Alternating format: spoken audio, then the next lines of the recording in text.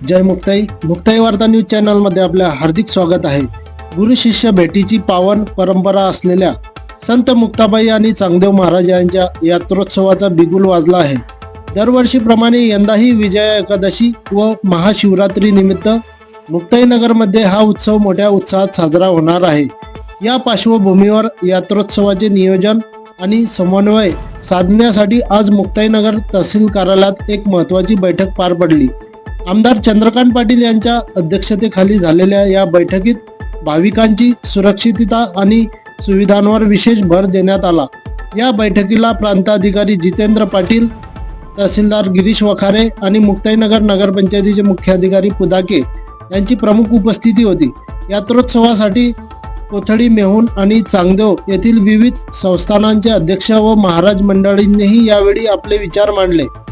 भाविकांना कोणतीही अडचण येऊ नये यासाठी सार्वजनिक बांधकाम विभाग, उपजिल्हा रुग्णालय, पंचायत समिती, एसटी महामंडळ आणि महावितरण अशा सर्वच विभागांना हाय अलर्टवर राहण्याच्या सूचना आमदार चंद्रकांत पाटील यांनी दिल्या आहेत। प्रशासकीय नियंत्रणाखाली हा उत्सव निर्विघ्नपणे पार पडावा यासाठी सिव्हिल सोसायटी आणि विविध स्वयंसेवी संस्थांचाही सहभाग घेतला जाणार आहे। थोडक्यात सांगायचे तर मुक्ताईनगर नगरी आता वारकऱ्यांच्या आणि भाविकांच्या स्वागतासाठी सज्ज झाली आहे। दरम्यान अजितदादांना या सभेमध्ये श्रद्धांजली वाहण्यात आली। काय सांगणार भाऊ, आज मुक्ताईबाईच्या यात्रेच्या संदर्भात आढावा बैठक घेतली, काय सूचना केल्या? हे दरवर्षीप्रमाणे सालाबादाप्रमाणे महाशिवरात्रीची यात्रेचा 3-4 दिवसाचा उत्सव मुक्ताईनगर शहरात असतो। महाशिवरात्रीनिमित्त या पावनभूमीमध्ये असंख्य भाविक मुक्ताईचं, चांगदेव महाराजांचं, मेहुण मुक्ताईचं दर्शन घेण्यासाठी येत असतात। तरी लाखो भाविक येत असल्यामुळे त्यांचं एक नियोजन करण्यासाठी प्रशासकीय यंत्रणेच्या माध्यमातून विविध नागरी सुविधांचा, विविध सुखसुविधांचा, त्या लोकांचा राहण्याचा, त्यांचा पाण्याचा, त्यांच्या स्वच्छता सगळा आढावा घेऊन त्या दृष्टिकोनातून ते नियोजन केलं पाहिजे म्हणून ही आढावा बैठक प्रत्येक वर्षाप्रमाणे होती आणि याही वर्षी केली। आणि येणाऱ्या आता यासाठी आता आज DPDC पालकमंत्री महोदयांकडून यात्रा अनुदान पण सरकारच्या माध्यमातून आपल्या येत असतं, जेणेकरून या लोकांना सगळ्या सुविधा मिळतील आणि यात्रा उत्सव हा निर्विघ्नपणे अतिशय चांगला, कायदा सुव्यवस्था अबाधित राहताना होईल याच्यासाठीची ही सगळ्या प्रशासकीय यंत्रणेची, सगळ्या लोकप्रतिनिधीची, सगळ्या NGOची, सगळे नगरसेवक, सगळे ग्रामपंचायत सरपंच, ग्रामसेवक अशा सगळ्याच विभागाचे लोक बोलून एक चांगली बैठक करण्याचा प्रयत्न केला आणि आता त्या आढाव्यानुसार पुढे जाऊन ती 12, 13, 14ची 15ची बैठक यात्रा जी आहे ती चांगली करण्याचा प्रयत्न आपला असेल। मोबाईल शौचालय लागतील, मोबाईल शौचालय त्याला स्वच्छ लागतील, कारण तिथे तत्काळ करण्यासाठी काही लोक लागतील, तिथे पाणी लागेल, तिथे 1-2 टँकर लागेल। शेवटी आता ही जी व्यवस्था आहे तात्पुरती जरी असली तरी आपल्याला त्याच्यावर अतिशय बारकाईने लक्ष घालून सूक्ष्म नियोजन त्याचं करावं लागेल। हेच जे विषय असतात, हेच यात्रेमध्ये रोगराई पसरवतात आणि लोक पुढे पण जातात, त्याच्यावर तुम्हाला नियंत्रण ठेवावं लागणार आहे। सकाळी प्रातकाळी तर संध्याकाळी तो एरिया तुम्हाला माहिती कोणता एरिया, तो तिकडे आपल्या श्रीकृष्ण मंदिराकडे जाणारा तो एरिया आहे, तिथे रिस्ट्रिक्ट केला पाहिजे। या गोष्टी तुम्हाला करावं लागतील, हे नाही करू शकत, आपले लोक लावावं लागतील किंवा तुम्हाला 2-4 ग्रामसेवक तिकडे जास्त द्यावं लागतील। होतंय 4-5 दिवसासाठी आजूबाजूच्या ग्रामपंचायत ग्रामसेवकांना जरा जबाबदारी देऊन तो जो एरिया शॉर्ट एरिया त्याच्यावर लक्ष घातलं पाहिजे आपल्याला वाटतं। आणि पोलीस चौकी तात्पुरती उभी करा, जेणेकरून संरक्षण त्या ठिकाणी होईल। स्ट्रीट लाईट नवीन मंदिराचे बऱ्याच वेळा बंद आहे, त्याकडे मॉर्निंग वॉकला लोक जातात, ते स्ट्रीट लाईट त्वरित सुरू करा। प्रामुख्याने पिण्याच्या पाण्याची व्यवस्थापन करतात, आरोग्याची करतात, ट्रॅफिक कंट्रोल देखील या पुलाजवळ झालं पाहिजे। आणि विशेष करून जुन्या मंदिरात जो लहान पूल आहे, संध्याकाळी पोलीस यंत्रणा त्या ठिकाणी राहत नाही आहे, पोलीस त्या ठिकाणी राहिले पाहिजे की होमगार्ड कोणते ठेवा, तर तिथे सर्व ट्रॅफिक जॅम होते आणि दुकानं शक्यतो बाहेरच लागली पाहिजेत, जेणेकरून वारकऱ्यांना त्रास होणार नाही, ही दक्षता आपण घ्यावी। ही यात्रा यशस्वी करता 12 तारखेपासून 17 तारखेपर्यंत सर्वांनी मदत करावी ही विनंती करतो। मी भाऊनी मुद्दा काढला, पण DPDC दोन्ही 3 मंदिर, नवीन मंदिर, जुनं मंदिर, मेहुण, चांगदेव या ठिकाणचा मंडपाचा खर्च राज्य शासनाने करावा ही मी शासनाला विनंती करतो। वर्षी पण हा विषय झाला होता, जर आपल्याला वाहतुकीचं, गर्दीचं, तिथल्या स्वच्छतागृहाचं जर नीट नियोजन करायचं असेल तर मंदिर परिसरात दुकानं नको आहे। मागच्या वर्षी आमदार महोदयांच्या उपस्थितीमध्ये ही बैठक झाली होती. त्यावेळेस ठरवलं होतं आपण सर्वांनी, पण त्याचं अंमलबजावणी झाली नाही. ते काय होत नाही. त्या एका गोष्टीमुळे पोलीस खात्यावरचा आमचा आणि सर्वांचा जो प्रेशर आहे त्या 4-5 दिवसात ते कमी होईल. फक्त तिथं त्याला मार्किंग करायचं आहे, फक्त त्याच्या आतमध्ये दुकान नको. एवढी सोपी गोष्ट आपण यावर्षी करूया असं वाटतं मला. आणि ही जबाबदारी ग्रामपंचायतची आहे. ग्रामसेवकांनी तुम्ही केलं पाहिजे. ग्रामसेवक, सरपंच, उपसरपंच, ग्रामपंचायत सदस्य ते आपल्या तरच शक्य होईल. आपले कार्यकर्ते येतात. ते आपण त्याला सांगितलं हे माझी आवाज नाही आहे बाबा, हे तू असं आहे. त्याला जागा पण नामदेवराव छोट्या छोट्या करून दिल्या पाहिजे, कारण छोटी कोथळी आहे. नाहीतर मग पोलीस डिपार्टमेंट मार्किंग करून देईल. मग त्याच्यामध्ये नको आहे मग आपल्याला. करू द्या ना, त्याला काय करणार तो तर बंद पलीकडे आहे जागा, पलीकडे जागा आहे. प्रत्येक दुकानदार काय होतं मागच्या वर्षी जरा मी तिथेच बसेल. ते मागच्या वर्षी एवढी जागा आहे, आता उपलब्ध आहे का तिथे? पूर्वीच्या जागा थोडी जागा उपलब्ध आहे का आता तिकडे? दुकानदार तिथे 5 आहे की नाही, त्याचे 5 कसे तसे आणतात ते जागा कमी तरी घेतली ते. सरपंच महोदय, ती जागा जी पूर्वी आपण त्यांना द्यायचो तेवढी जागा असल्यावर तुमच्याकडे उपलब्ध आहे का आता? कमी पडते जागा ते कमी पडते. तिथे इतर काही बांधकामं झालेली आहे, इतर तिथे काही construction झाले म्हणून मंदिराच्या आतले बांधकाम नळगाचे अंदर बसतील ते ऐकताच नाही. अंदर बसतील म्हणजे बसतील ते पोलीस यंत्रणेला ऐकणार नाही. मग ऐकणार असेल तर तुम्ही अजून लावून जा. डिपार्टमेंट ऐकून घेईल. असं कसं आहे आपल्याला बघा सगळ्यांना चांगल्या पद्धतीने साजरा करता काय यावा. पोलीस यंत्रणा सगळ्यांची जबाबदारी आहे. पोलीसचं ऐकणार नाही, फक्त कोणाचं अरे तुम्ही आमच्याकडे द्या. पोलीस महोदय करतील, पण मग तुम्ही शिफारस करता ना, याला बसू द्या. त्यावेळी तुम्ही म्हणजे आपले लोक शिफारस करता, पुढारी लोक. याला बसू द्या, त्याला बसू द्या, त्याला बसू द्या, त्याला त्यांना अर्थ होतं पोलिसांना. त्यांची जागा सोडून जागा ती बाहेर घेत असतील जागा त्यांची कोणती जागा आहे? कोणती जागा आहे? त्यांची कोणती जागा आहे? भंडारवाले दस्तगिरी मुलावाले वगैरे त्यांची जागा ते म्हणते काय आम्ही तिथेच, कारण की त्यांना बाहेर कुठे टाकता येईल बुवा असं. की त्यांना प्रायोरिटी फूल, पत्र, कुंकू याला आपण प्रायोरिटी मंदिराचा जवळ देऊ. पण छोट्या छोट्या जागा देऊ.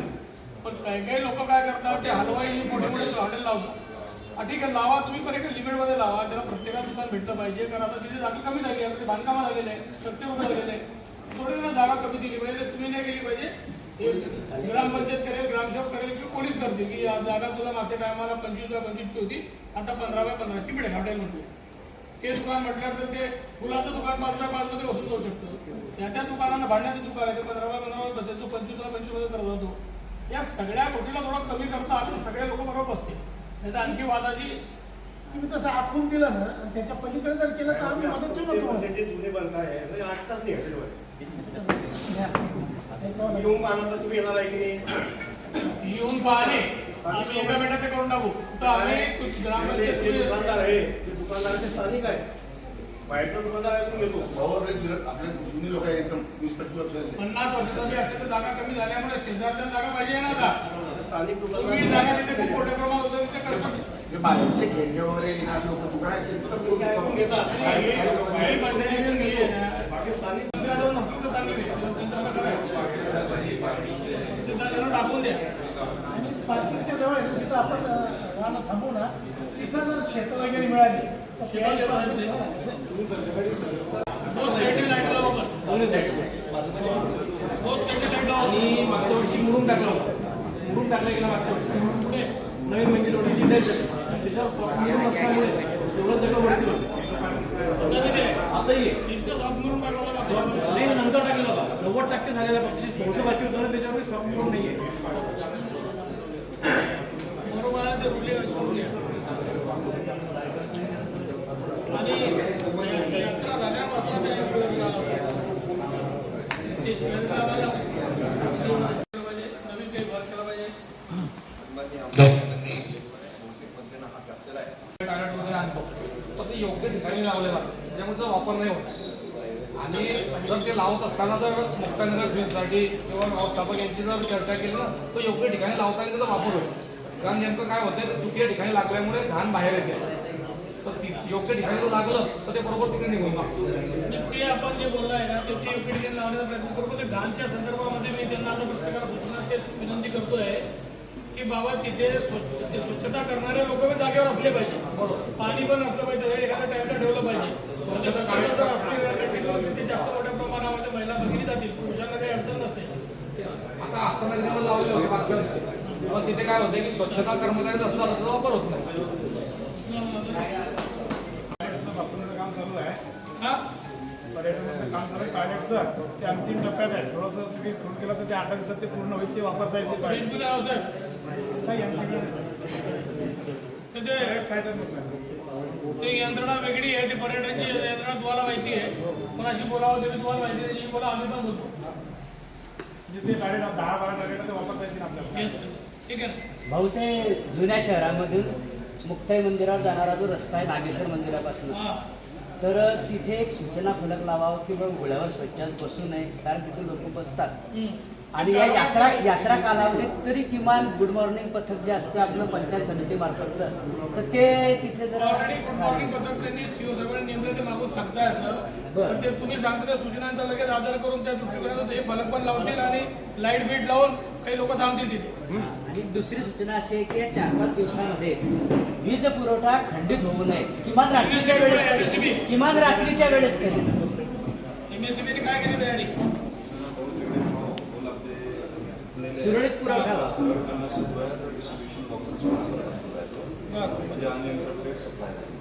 अनलिमिटेड राहायला पाहिजे. पण त्यातलं काय होतं, या काळामध्ये लोड येतो, बरोबर आहे. या काळात दुकानं येतात, लोड येतो, काय काय काय असतं त्या गोष्टी होतात. त्या काळात तो लोड कसा विभाजन करायचं त्याचंही नियोजन तुम्ही केलं पाहिजे.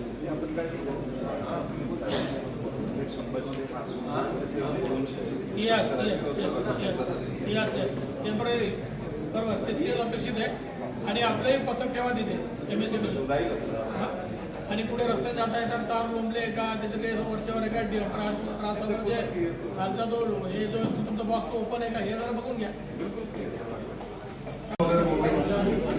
पाहिजे खूप घाण बाहेरचे लोक येतील. चौकातही मोबाईल टायर ठेवली पाहिजे. लोक चौकातून जाणे नसल्यावर सोय काढते होते. मेन लाईट बंद आहे पूर्ण. तोच विषय झाला ना.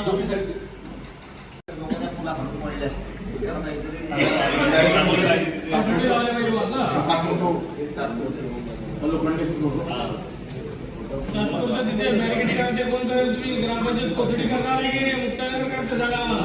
ते कोणा फुल कोणाची जात आहे? कोठडीमध्ये ना फुलाला बॅरिकेडिंग करा. ते बॅरिकेडिंग म्हणजे ते हे लावा. तुमच्याकडे ते तेवढे पैसे आहे का महोदय ग्रामसेवक साहेब? तेवढे पैसे आहे का करायला? आहे ना खर्च करायला तेवढे? विषय आहे आपण जाऊन आल्या दिवशी पाहिलं त्या गावामध्ये त्या रस्त्याचं काम चालू आहे. आता तिकडलं परिस्थिती अशी की वन वे करायचं म्हणजे एंट्री करायची पुढून आता एक्झिट करायची पुढून हा मोठा प्रॉब्लेम आहे त्या मुक्ताबाईवरती. आपल्याला मागच्या वेळेला आपण स्वतः होतं तिकडे आपल्याला 4 तास लागले निघताना. आता इकडलं चिंचोल बस स्टँड ते मेहून ज्या गावाबाहेर नंतर रस्ता बाबड्याचं काम चालू आहे. तिच्यावर काहीतरी पर्याय केला तर तिकडनं वाहतूक करता येईल. एक साईड जर भरती केली तिकडं चालू येतो, त्याचं शक्य नाही. तो कोणाकडे असेल रस्ता? चिंचोलचा? तो रस्ता झाला 20 फुटाचा. तर तो पूर्ण नाही झाला तर तो वन वे ट्रॅफिक चालू आहे तिथे आता. हा, तो मुरुम भराव करून त्याला बंद करून टाकला. यात्रा झाल्यानंतर काम चालू करा. आणि दुसरा तो चांगदेव मंदिर ते मुक्ताई मंदिर पूर्ण गड्डे पडले तर रस्ते गड्डे आणि काट्या पूर्ण रस्त्यात धुकले दोघं. चिंचोड मेहून चांगदेव मेन मेहून ते मुक्ताई मंदिर आणि चांगदेवच्या गावाबाहेर आपण जो बंद करतो खालून जाणार ना त्या रस्त्याची बी तीच परिस्थिती बघून मोटरसायकल जाताना आम्ही काढा लागतात. यात्रेचा मुख्य दिवस महाशिवरात्री रविवारी ते जुन्या गावातून बाजार असतो. सगळा बाजार रोडवरती असतो आणि ते त्याची दुकानं पण असतात. आपण आपल्या लोकांना सांगा महाशिवरात्री दुकान बंद ठेवावं. आपण तसं आव्हान करा. आपण आव्हान करायचंय आपल्या माणसांना. शिवसाहेब पत्र काढतीलच. अशी बी दर रविवारी तिथे ट्रॉफिक एवढी जाम होती आहे की ट्रॉफिक बरोबर तिथे ते मटण मच्छीचे दुकान जे असतात महाशिवरात्री दिवस वारकरी दिंड्या तिकडे जुन्या गावात जात असतात ते दुकानं फक्त 1 दिवसाची बंद ठेवा. अशा पद्धती आव्हान आपण करायचे आहे. नाही बाजाराचा म्हणता भाऊ ते भरायला लागून गेला मला. त्यांनी 2 गोष्टी बोलल्या म्हणजे एकच गोष्ट ऐकली. दुकान आणि बाजार अरे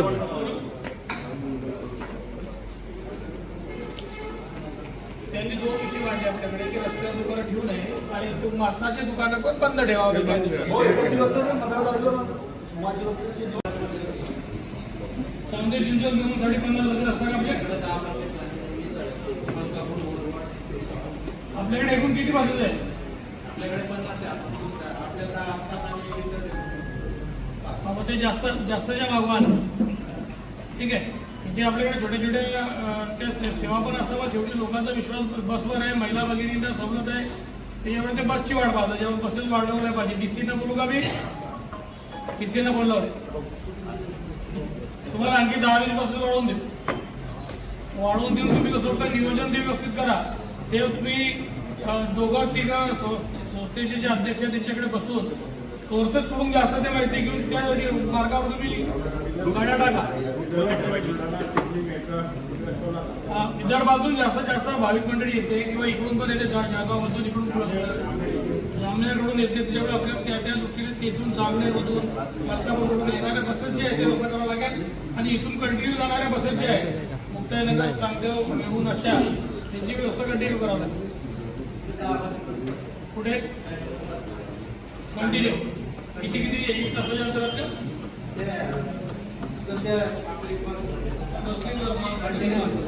ठीक आहे. 10 भरपूर झाले. 2 तास लागले. डीसी साहेब प्रांत साहेबांनी आणि मी एक बैठक घेतलेली यात्रापूर्व आढावा बैठक. तहसीलदार महोदय, डीवायएसपी महोदय आणि सगळे विभागाचे लोक तुम्हाला स्पीकरवर ऐकता आहे. मुक्ताईनगरची यात्रा महोत्सव वाढल्यावर इथे थोडंसं प्रवासी येणे जाणे लोकांची संख्या असते. आणि आता सध्या सरकारचे विविध योजनांच्या माध्यमातून महिला भगिनी पण आपल्या एसटीने प्रवास करणे किंवा इतर प्रवासी एसटीने प्रवास करणे सध्या आता पसंत करायला लागले. त्यामुळे इथे या यात्रेला जास्तीत जास्त भाविक येत असतात. त्यामुळे आपल्याकडे बसेसची संख्या आम्हाला वाढवून देतो. कलाल साहेब समोर उभे आहे. कलाल साहेबांनी सांगितलं की 10 ऐका कलाल साहेबांनी सांगितलं 10-12 बसेस आम्ही बाहेरून घेतोय. तर 5-25 बसेस द्या त्या मार्गावर. तुमचं आर्थिक पण वाढेल आणि लोकांची सुविधा पण होईल. त्यांच्याशी एक बैठक घेऊन टाका या विषयावर. मुक्ताईनगरच्या या परिसराच्या बैठक व्हिजिटला या बैठक घ्या आणि किती काळ लागतं कोणत्या मार्गावर ते आमचे जे संस्थेचे मुक्ताई संस्थेचे अध्यक्ष आहे किंवा मेहून संस्थेचे चांगली संस्थे त्यांची चर्चा करून त्या मार्गावरच्या प्रवासाची व्यवस्थापन करा. एक मिनिट प्रांत साहेब बोलताय.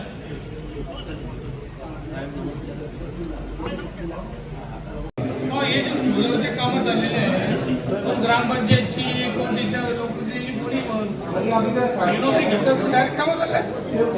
कोणाचं काय चाललंय, कोणाचा रस्ता बंद पडतो, कोणाचं काय होतं शासकीय का खाजगी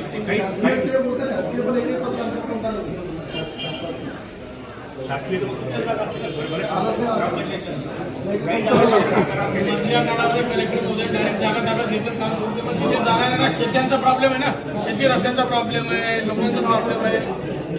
याला विश्वास घेतला पाहिजे की नाही?